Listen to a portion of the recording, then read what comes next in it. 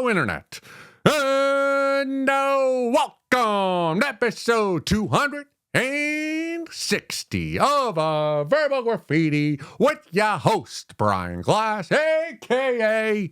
the B-Man, the People's Degenerate. I am wearing a vest in spite of my eldest, very, very old sister. She had one critique of a prior episode of Verbal Graffiti that she had watched. It was that I was wearing the same vest. She told me to get rid of it.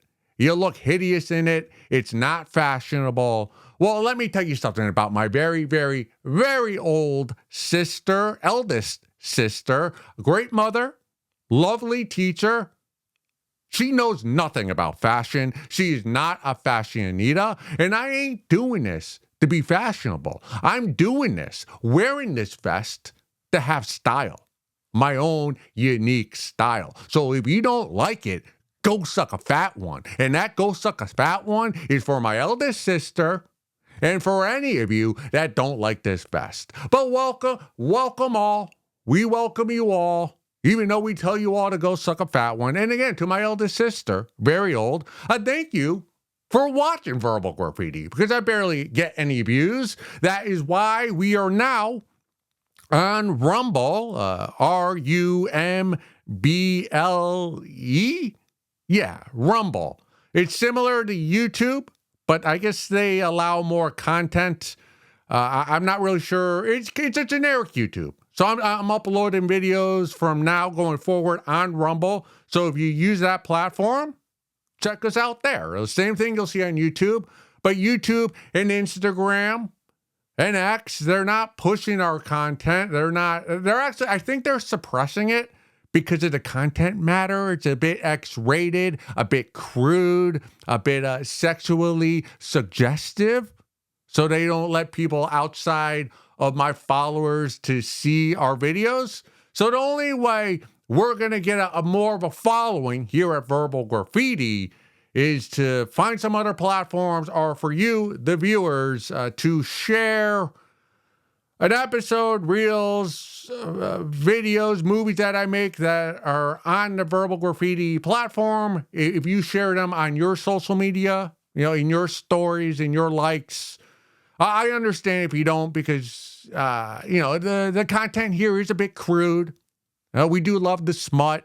So if that kind of content would, if it would cause the relationship with your employer, your family, your lover, if it would cause some strife with those relationships, I understand if you don't share. But if you can, if you're willing, please do share a reel or a story of ours here at Verbal Graffiti with your followers. I'd give you a tip of my penis if you do so. So that's why we're on Rumble now and all these other platforms. We're on Reddit as well. Username Meatball Grinder. I don't know. That was the name I chose. When you go into Reddit, if you want to comment, you got to make an account. Whenever I did that years ago, a decade ago probably, I was probably eating a meatball grinder. And that's what I chose to be my name. What is wrong? What's wrong with the B-Man?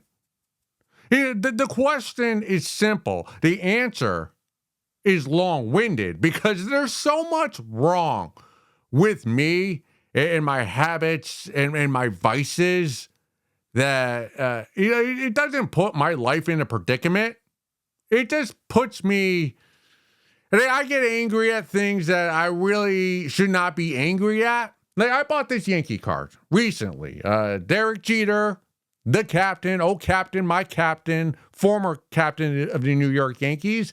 This is a Warp Zone 2000 card from Upper Deck Ionics. Pack odds 230. That means out of 230 packs, you will pull this once. So it's rare. And if you don't know, and you probably don't know, let me tell you why I bought that card. Right? I'm a W-2 slave. I have a day job, or it's a morning and afternoon job is what it really is. But I get paid bi-weekly. But the way it works out, every year there are 2 months out of the year where I get 3 paychecks instead of 2. And those 2 months where I get 3 paychecks, I splurge on myself. I buy myself some gifts. I indulge in some of my vices, which are clothing and sports cards and some video technology for this project. So I bought this card. I've been in a buying spree of baseball cards because I got that extra paycheck this month. I bought this card, $90. Hey, is that a lot of money for a baseball card? Yeah, it is. But again, the pack odds were 230 to 1. Like this is a rare card, pretty good condition. So I bought it for $90. The last one sold was for $70. I was willing to pay the extra money. But then less than a week later, there was an auction, and this same card sold for $52. So I basically paid double what I could have gotten this card for, and that irks me. That's a kick in the balls that will linger. The pain, it makes me gag a little bit, and it's just speaking of gagging, I was doing stand-up comedy last night. And there was a homosexual gentleman, a younger guy, or mid 24, 25 years old. He was on stage and he was talking, and I would say he's a handsome fellow. Good hair, a little on the shorter side, but had a good personality, good hair. Clearly, he likes older men my age and older. Again, he's in his mid-20s. He was talking about, getting it on with guys in their 40s and in their 50s and 60s. But his whole set was talking about how he doesn't have a gag reflex. And when you drink water, like I have water right here, when you drink water, and he goes down the wrong pipe and you choke, you choke it up. He said that he doesn't have that. And when he goes down the wrong pipe, that he's able to swallow, it doesn't hurt his throat at all. And how he uses that to his benefit to get the gay gentleman that he fancies.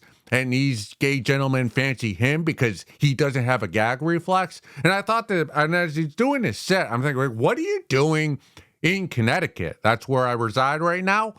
If you're a mid-20s attractive homosexual without a gag reflex, you got to move to the West Village. You got to get the F out of Connecticut. Like, you have a skill set that's very desirable in that community. Then in the straight community, or I shouldn't say straight, the heterosexual community as well. We love babes that don't have a gag reflex. But if you're a young Chad that's homosexual and you don't gag on the penis, you got to go to a major metropolitan area.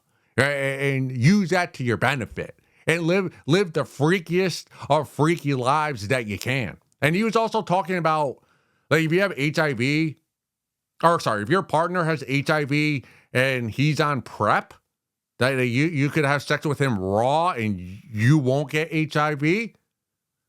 So in the year 2026, 21st century, with PrEP and not having a gag reflex, who has it better than this gay guy that I listened to last night?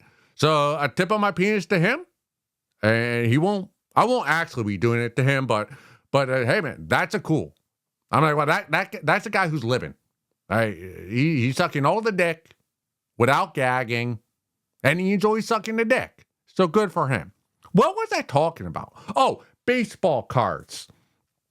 But yeah, it sucks when you get got. And that's what happened to me. I got got. I got excited about a baseball card. It's got a cool twilight, twirly design, and it's somewhat rare. My favorite player.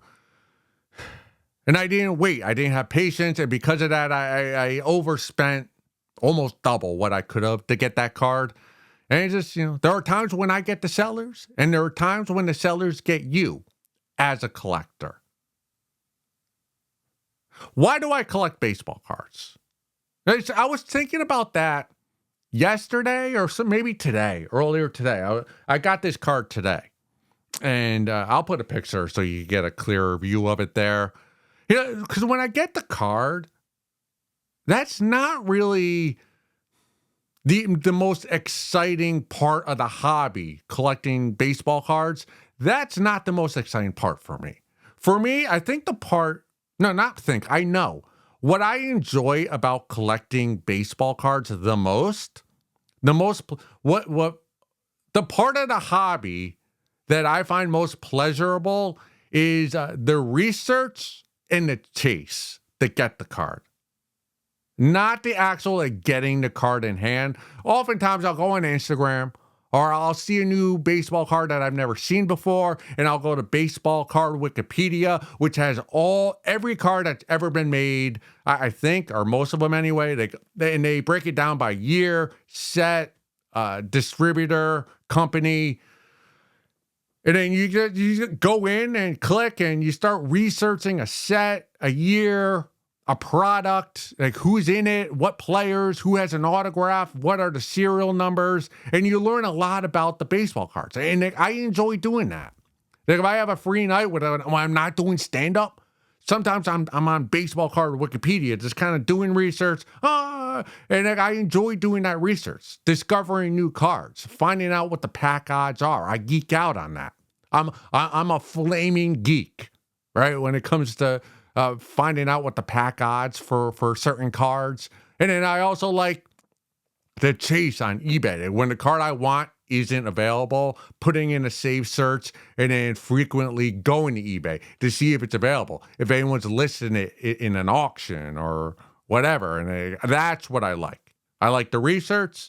I like the chase. I like when it's not available and I have to wait and wait for it to go to auction. And then, most of the time it goes way over what I'm willing to pay. But that whole process, I enjoy.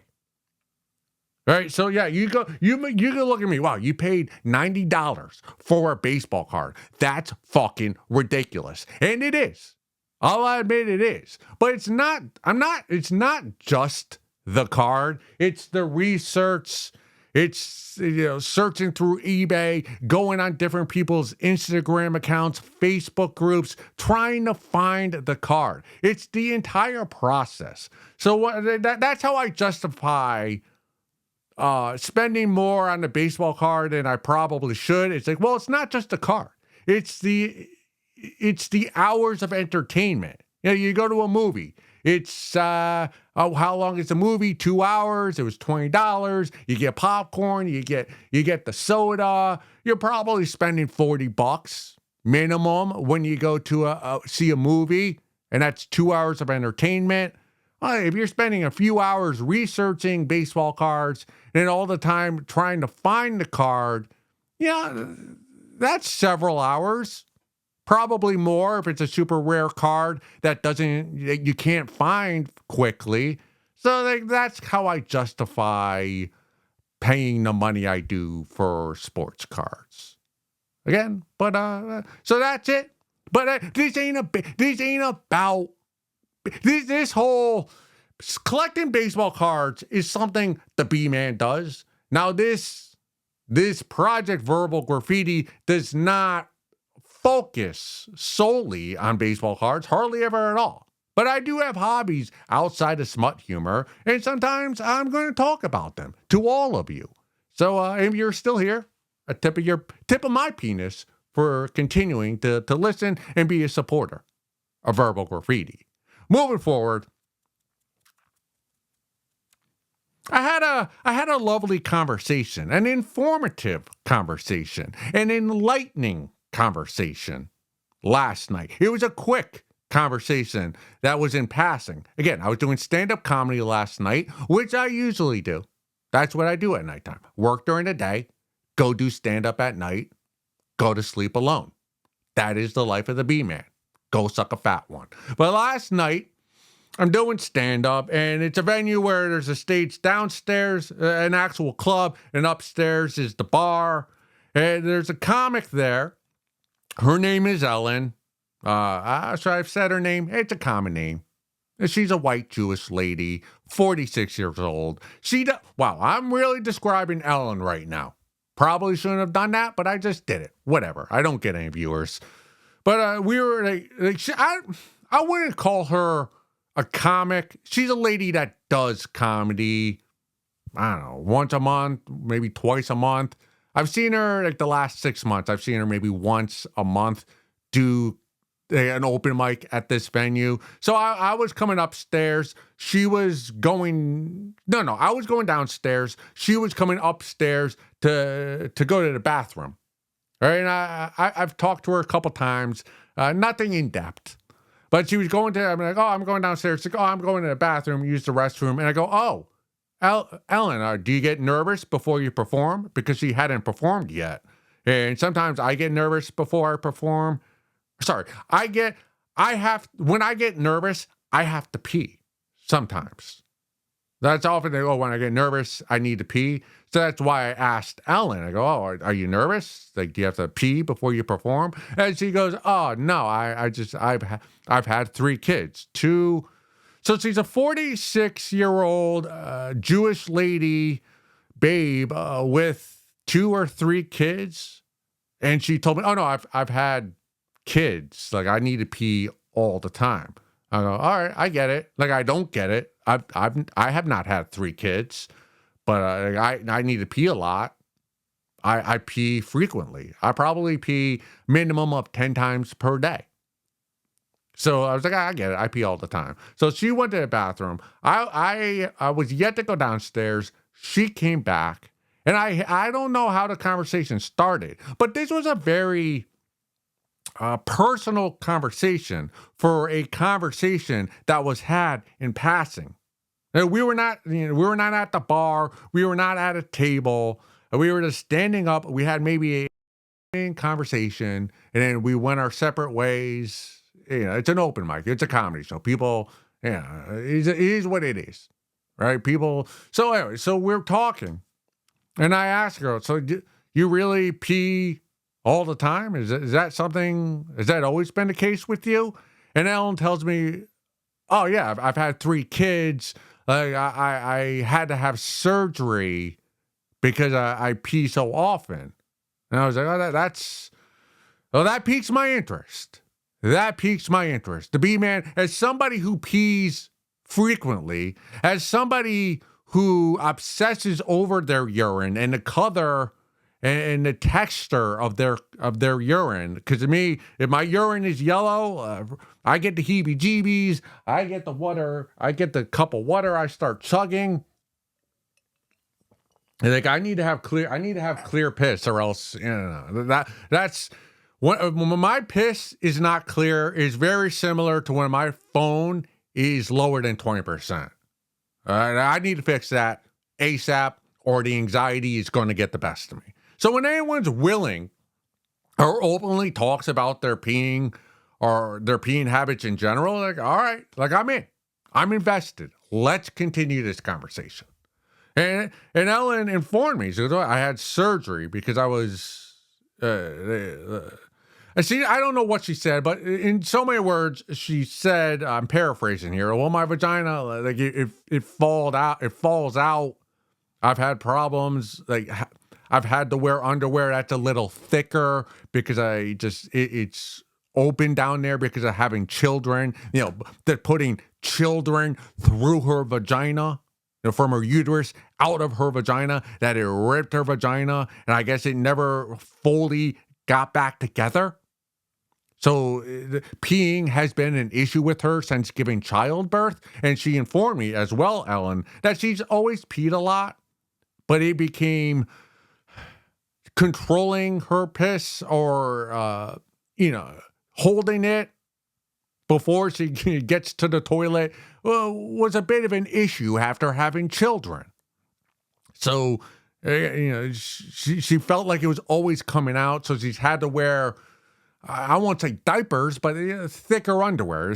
Ellen certainly was not wearing thongs and G-strings, or I assume not most of the time. So I'm like, all right, this is interesting.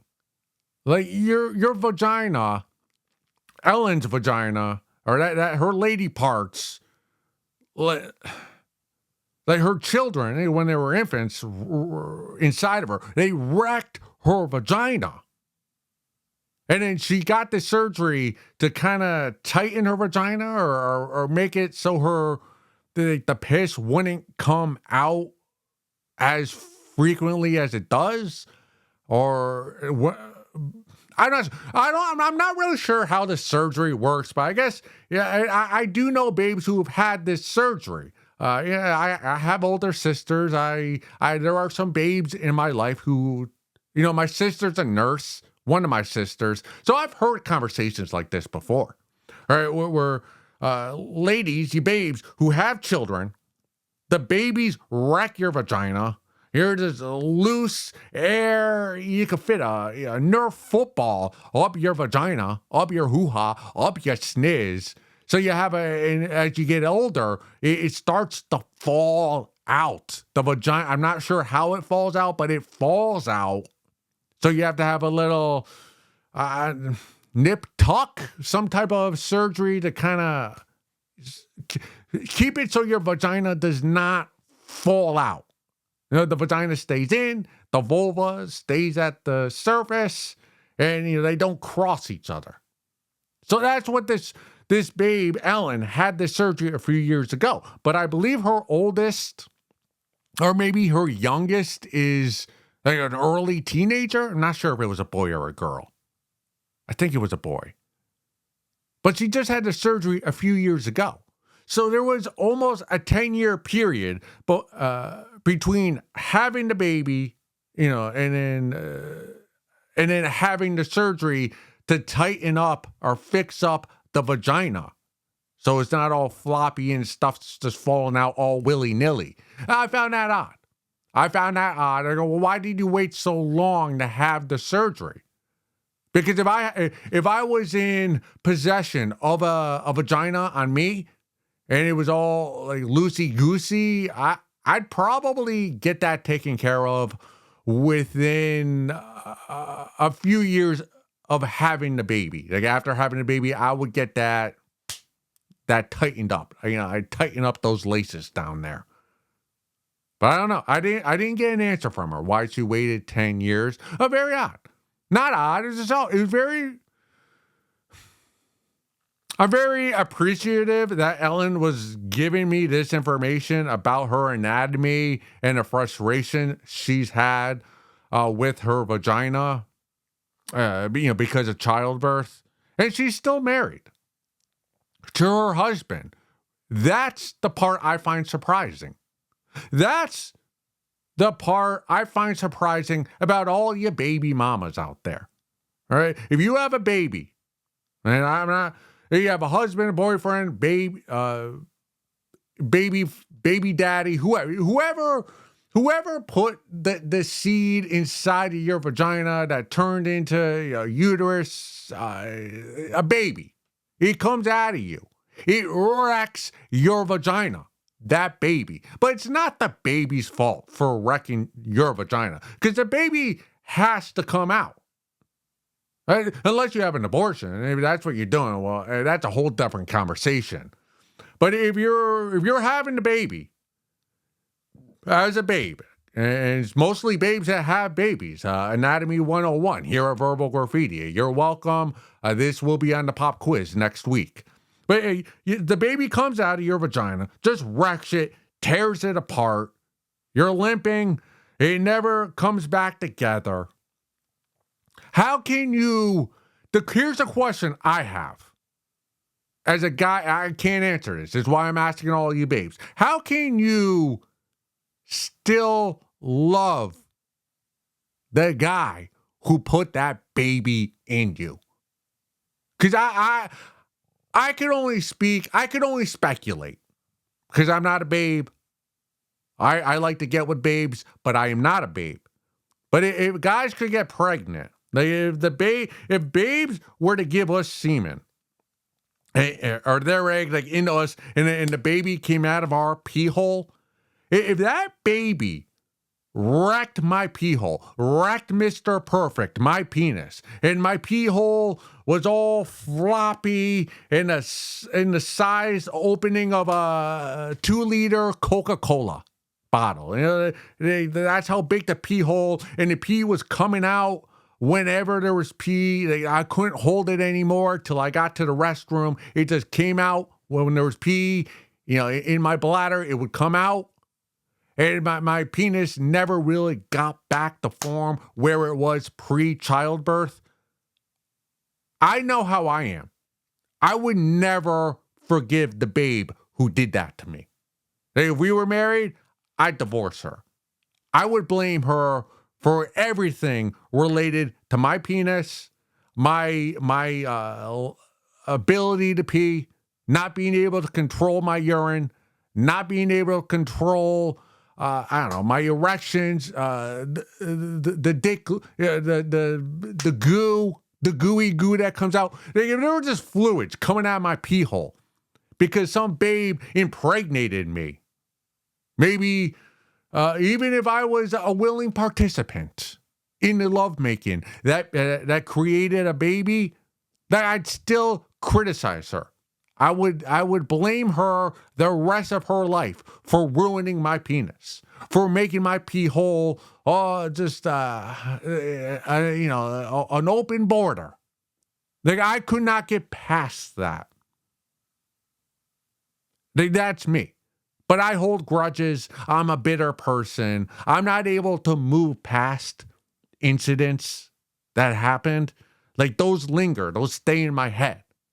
I never forget about those. Hey, you cross the B-man, I'll talk to you, but I'm always going to be leery of you. And if you were to wreck my pee hole, fucking make it the Grand Canyon, I want nothing to do with you. I'd get a restraining order. That's really what the B-man would do. Right? Some babe got me pregnant. And then my baby came out. I would love the baby. That's my offspring. That's my genetics. Little B man or little B girl. I love you. I'd cuddle you. I'd put you to sleep. I'd sing you lullabies. But my wife or my baby or the lady, the floozy that put that baby in me, get the fuck out of my life. Go suck a fat one. I'm getting a restraining order. I want nothing to do with you. Get out of my life. Get out of my baby's life. You're done to us. Look what you did to my penis. That thing's as open as a fucking Sunny D bottle. No, I can't have you in my life. But to bring this back to Ellen, she's still married to her husband. That fascinates me. How do you babes do that? How do you do that? I want to know. Put me down. Let me know down in the comments. All right, you're married or you have a boyfriend or whatever. There's a guy who put a baby in you. Or so you have a co-parenting, whatever it is. Like, how are you still able to have a relationship or communicate with that guy? Like, that guy is responsible for having a malfunctioning vagina. And you're still able to eat dinner with him and sleep beside him and make love to him? Hold his hand in public? I don't have that in me. I don't have that in my heart. I guess I should be thankful that I'm not a babe and I'm not able to give birth because I couldn't get over that. How do you get over that? Seriously, as a babe, how do you get over that? I mean, that's crazy to me. I've never really thought about this. I have heard of the vagina getting loose. You got to have a surgery to tighten those parts up. That's understandable. But what I was never forced to think about or to analyze is the bitterness that comes with that vagina. And the man who did that to your vagina. Because that's your most private part as a babe, right? Is your sniz. That is the private part. We're all about free to nipple here at Verbal Graffiti and everywhere else. And everywhere you go, the beach, free to nipple. Free to nipple. Babes should be able to run, go to the beach, go to the park, and show their nipples, their areolas. We're all about that. We are supporters of you. But not many babes are free to private part, free to sniz. Now, free the pussy lips. Most babes, and maybe I'm generalizing here, but I'm going to guess over 50% of babes are not pro free the private parts, being the sniz. So that is your most intimate organ. And some guy destroys it. Now, yeah, hopefully, we're all about consent here. So hopefully it was all consensual and making a baby and all that. Let's just assume it's all consensual because we don't want to get very dark here. We don't want to go that dark here at Verbal Graffiti. That guy, that John, he ruined your most intimate organ. It malfunctions because of him and what he did to it. And you're able to remain in matrimony with him?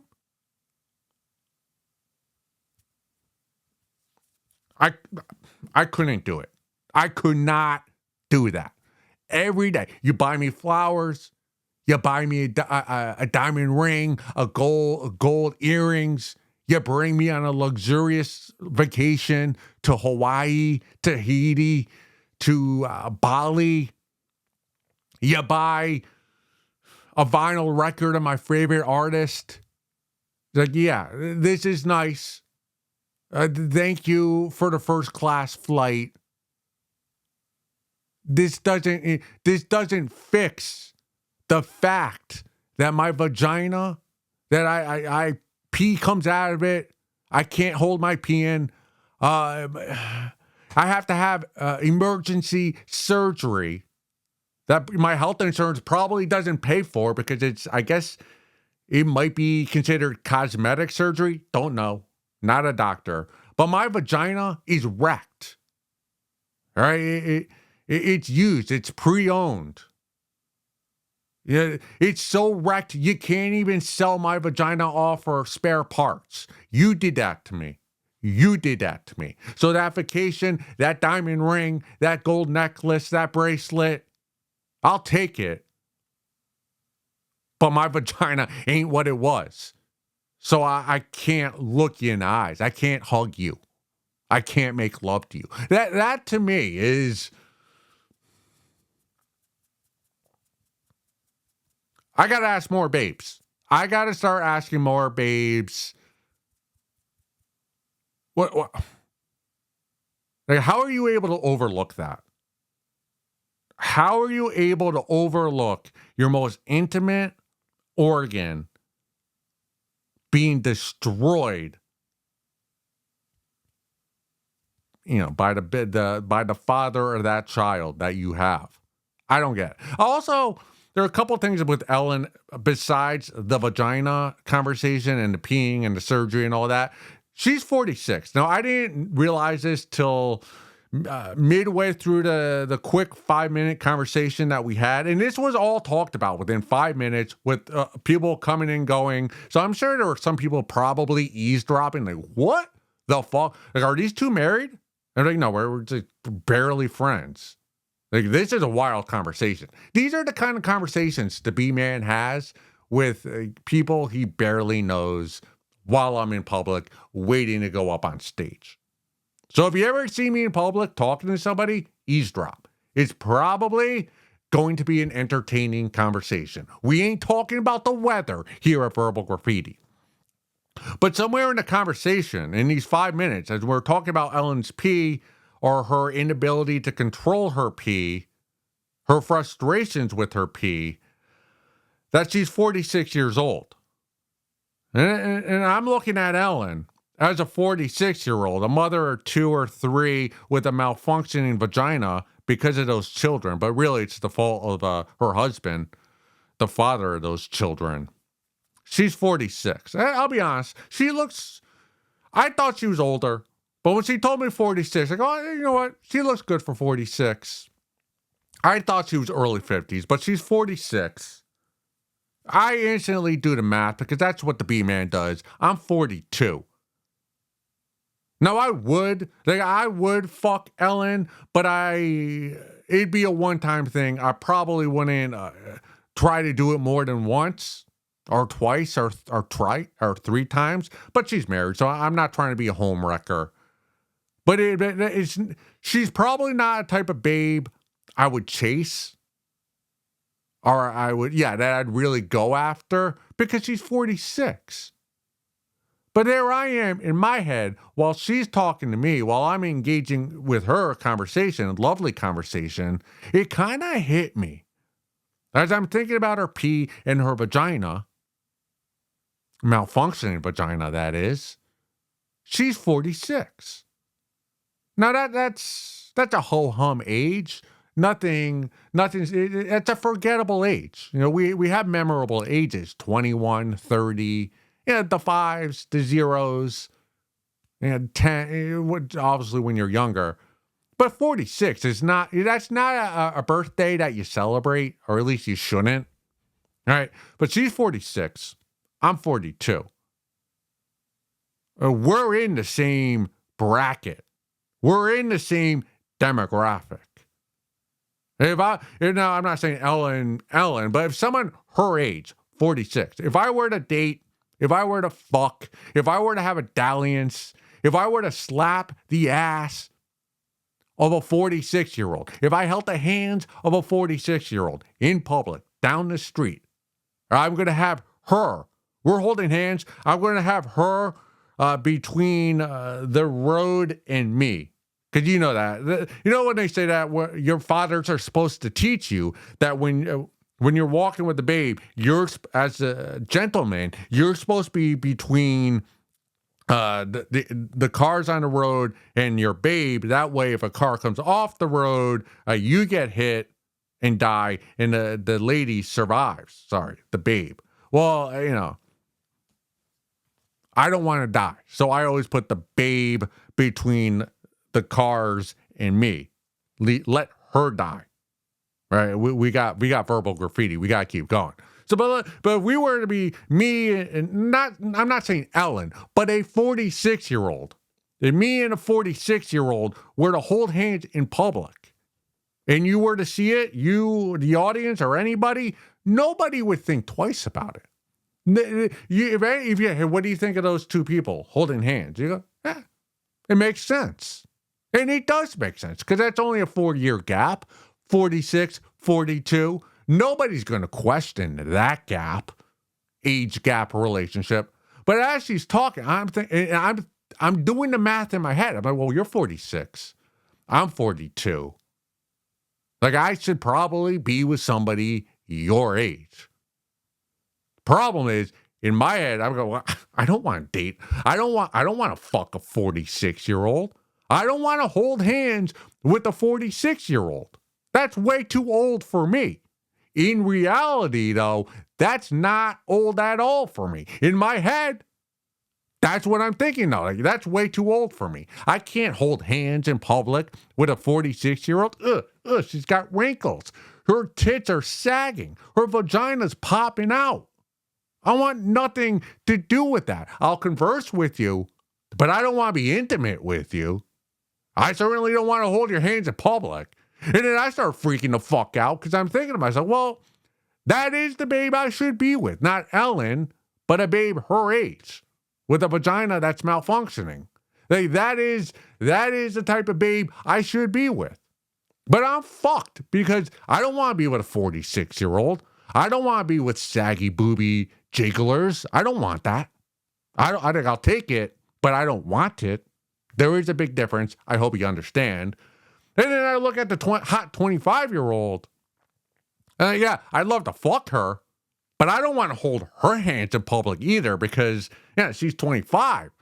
She's 28 years old. Like that's people will look at you and point at you. And I love my anonymity, so I don't want people like glaring at me holding the hand of a 25-year-old in public. So I'm in this precarious position, right? And again, I'm a loser. Nobody's fucking the B-man right now, right? I ain't touching any sniz right now. I'm a loner. I'm collecting baseball cards. That's what the B-man's doing. But in my head, I think about future relationships. Not relationships, but lovers. We don't say partner here at Verbal Graffiti because I'm better than a babe, right? We've talked about that, but in my head,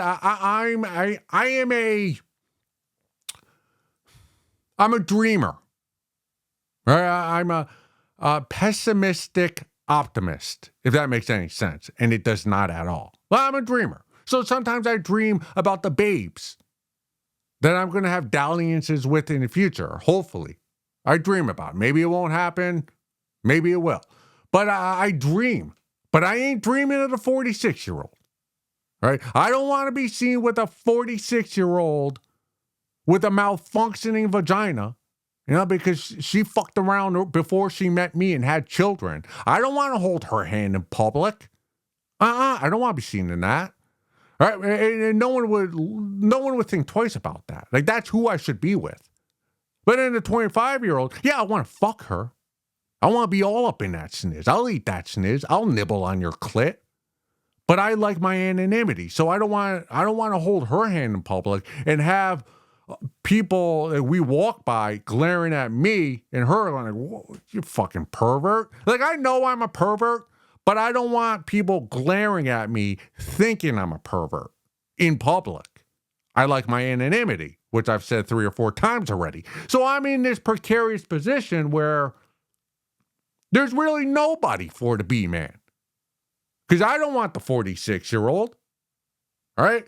And she probably doesn't want me. I kind of want to fuck the 25-year-old, but the 25-year-olds want nothing to do with the B-man. So I'm in this position where all I can do is goon.